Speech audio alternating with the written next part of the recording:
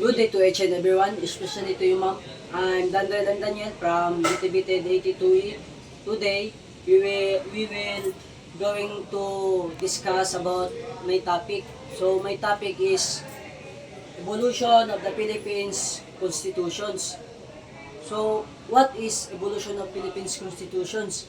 So it means historical changes and development of the Philippines fundamentals from the Biak na Bato constitutions in 1897 to the current 1987 constitution.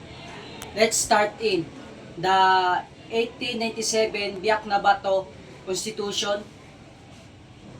Isabela Artarcho and Felix Ferrer, November 1, 1897.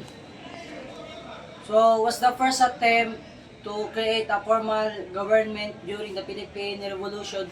It established a republic with a Supreme Council as its governing body led by President and secretaries penned by Isabelo Artarcho and Felix Ferrer. It was based on the Cuban Constitution and included basic human rights like freedom of religion and press. However, it was never fully implemented due to the fact of Biak na Bato, a truce between the Spanish and Filipinos revolutionaries.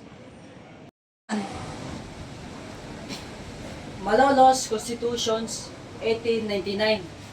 Felipe Calderon y Roca and Felipe Bencamino, January 21, 1899. So, 1899 Malolos Constitution, written by Felipe Calderon y Roca and Felipe Bencamino. It established the first Philippine Republic, January 21, 1899. It means the Constitution place limitation on undam of actions by the chief executive which would have hampered rapid decisions making as it was created during the fight for Philippine independence.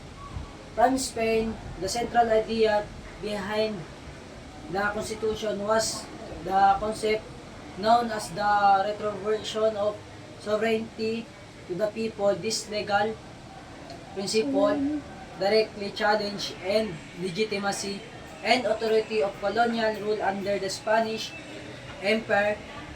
It served as a foundation for many independence movements across Latin America and also for the Philippine Revolution.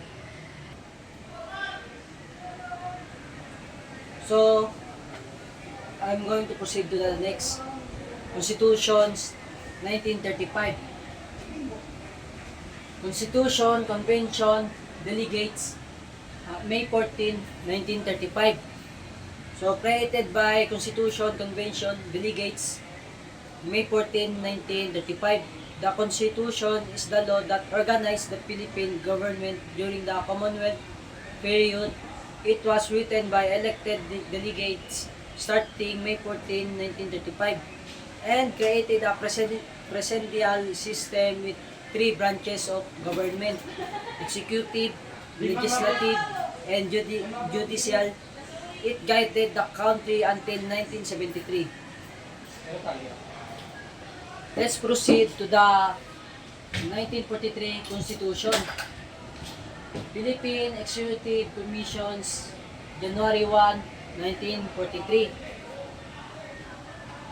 So this constitution was made during the Japanese occupation by the Philippine Executive Commission.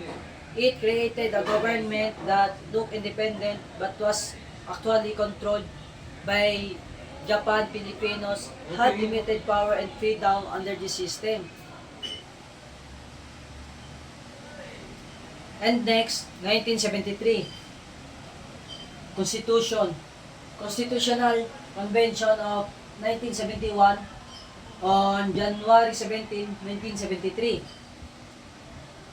So this constitution was written by the 1971 Constitutional Convention and took effort on January 12, 1973, it changed the Philippines from presidential government to a parliamentary system which allowed Ferdinand Marcos to keep strong control while under martial law.